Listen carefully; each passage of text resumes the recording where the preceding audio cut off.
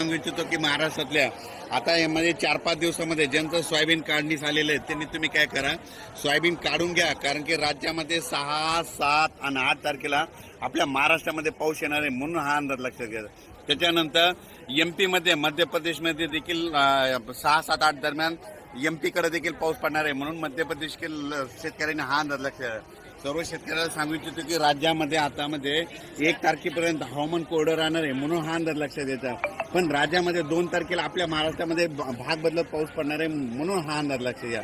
पण सर्व शेतकऱ्याला सांगू इच्छितो 6 ऑक्टोबर, 7 ऑक्टोबर, 8 ऑक्टोबर, 9 ऑक्टोबर दरम्यान परत आपल्या महाराष्ट्रामध्ये जोराचा पाऊस येणार आहे, म्हणून तुम्ही तुमचं या 4-5 दिवसामध्ये जशी वेळ भेटेल तसं सोयाबीन काढा, झाका, वाटल्यास मशीन भेटले तर मशीननं काढा, हार्वेस्टरनं देखील काढून घ्या.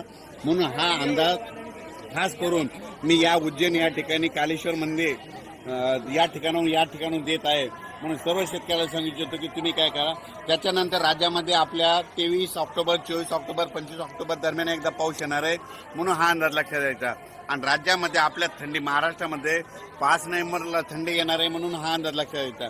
पण सर्व राज्यातील सर्व शेतकऱ्याला सांगू इच्छितो की राज्यामध्ये स्थानिक वातावरण तयार होऊन देखील पाऊस पडू शकतो, म्हणून हा अंदाज लक्षात घ्या. पण सर्वांना एक विनंती आहे की तुम्ही काय करा, 5 ऑक्टोबरच्या आत तुम्ही तुमचं सोयाबीन काढा, झाकून ठेवा, म्हणून हा अंदाज लक्षात घ्या.